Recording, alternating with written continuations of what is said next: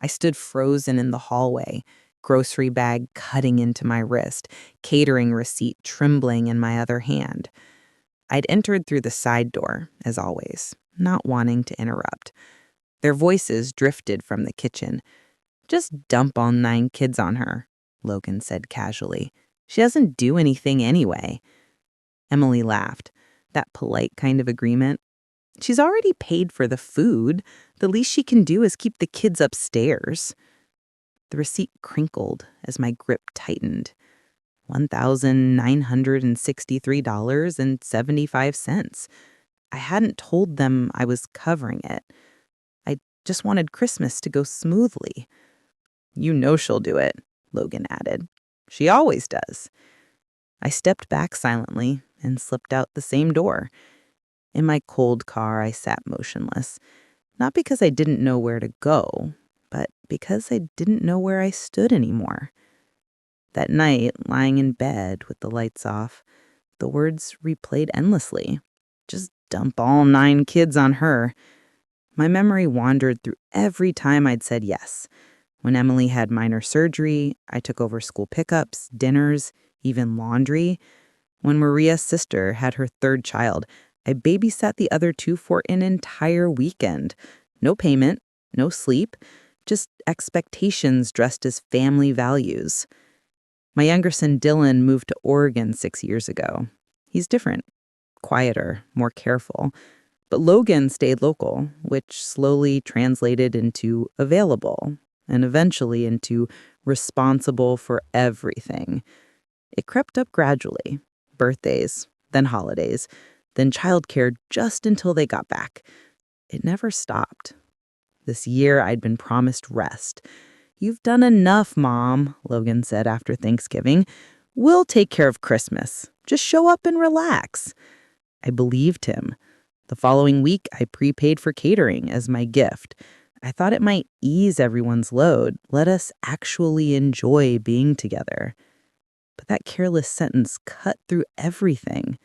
I wasn't invited to rest. I was expected to fund it, feed it, then remove myself while they celebrated downstairs. At 3 a.m., I made a list on an old receipt. Every year I'd hosted, every chore I'd picked up, every errand I'd run. Next to it, a blank space titled Received.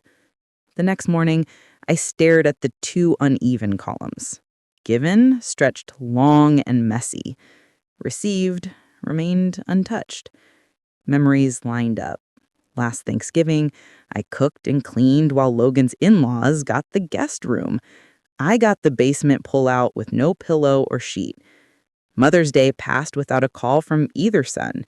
At Logan's wedding, I wasn't in a single photo because I'd stepped out to clean spilled wine while everyone gathered for formal shots. I turned the page and started a new list. What they assume and what I actually want. They assume I don't mind babysitting, that I don't need rest, that my time is always available, that I'll pay because I can. What I actually want? To be invited, not assigned. To enjoy, not host. To sit at the table, not serve it. To be seen as a person, not a resource. Then I saw a note from September. Naeem called, asked if I'd come to the ranch this year. Underneath, I'd written, "Can't, family comes first." I pulled out my phone and hovered over Naeem's name. The next morning, I called the catering company. "I need to cancel everything," I said. After a pause and keyboard clicks, "We can process a partial refund. You'll receive about $1,040 back." I thanked her and hung up before I could change my mind. It felt like unclenching a fist I hadn't realized was tight for years. I pulled out paper and wrote, "No one else gets to define your worth."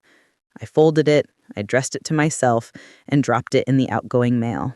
Proof that I was finally listening. My phone buzzed twice that afternoon, Logan's name flashing. Then again an hour later. No voicemail, just back-to-back calls. I didn't pick up. By evening, I was packing a small suitcase. Not for them, for myself. I booked a room halfway to Naeem's mansion, slept through the night without waking once. The highway opened wide before me, empty in that winter quiet way. I passed Tucson just after sunrise, light catching on my hood as if the day wanted me to keep going. Somewhere past Deming, I powered off my phone completely.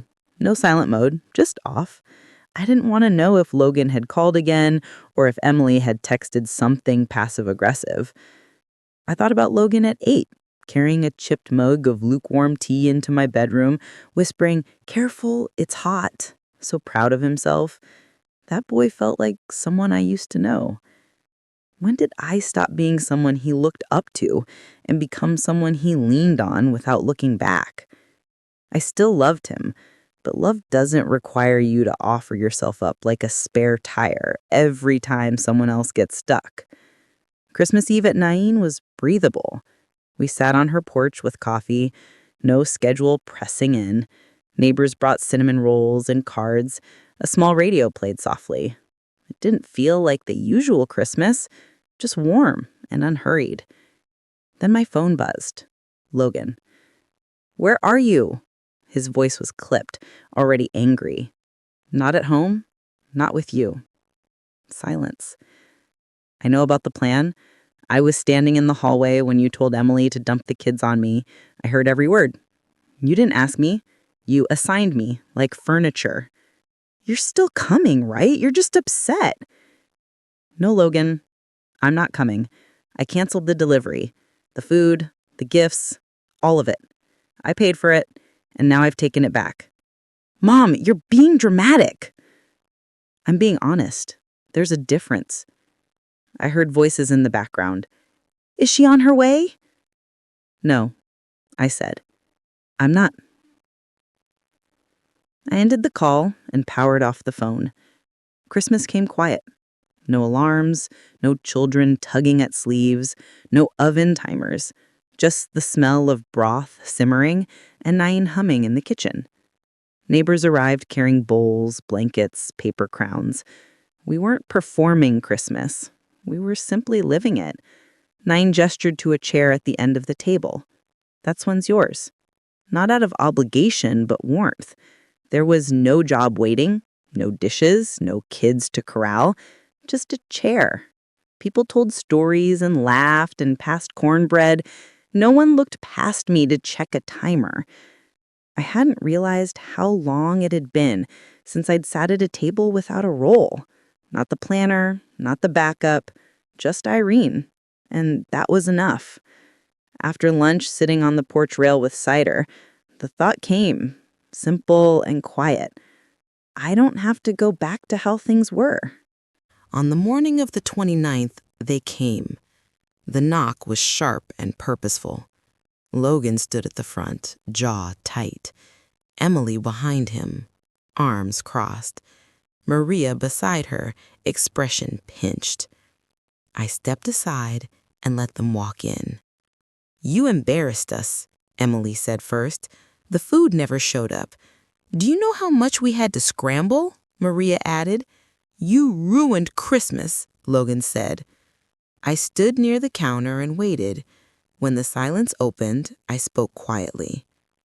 "I didn't ruin anything. I just stepped out of a role I never agreed to play." "What does that even mean?" "It means I'm not your staff. I'm not the free babysitter, the invisible cook. I'm your mother, not your employee." "So you punish everyone because you were tired?" Maria scoffed. "No, I chose not to be used. That's not punishment. That's protection." No one spoke. I stepped toward the door and opened it. "If you came for an apology, you're not getting one." They hesitated. I didn't change my mind. They left, and I closed the door with a quiet click. It's been 2 months. January slipped by like a quiet breath. Most Saturdays I walk to the library, settling into the reading nook by the southwest window. I bring coffee and whatever book catches my eye. Sometimes I finish them. Sometimes I just sit. On Thursdays, I volunteer at the clinic, just front desk work, warm greetings for strangers who don't expect anything more. It feels simple, useful, never heavy. Logan called twice in January, both times late at night. No voicemail. I didn't call back, but I didn't delete him either. It's not about punishment. I'm just not chasing him anymore. I think he's waiting for the version of me who dropped everything when someone forgot, the one who absorbed chaos without flinching. But she's not here right now. I cook when I feel like it. I keep flowers in the house. I say no when I mean no, and yes when it's real. The silence used to feel like exile.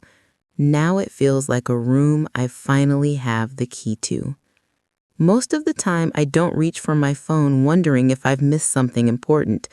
Most of the time, I sit back, exhale, and feel the shape of my life settling into something that belongs to me again. Not borrowed, not expected, just mine.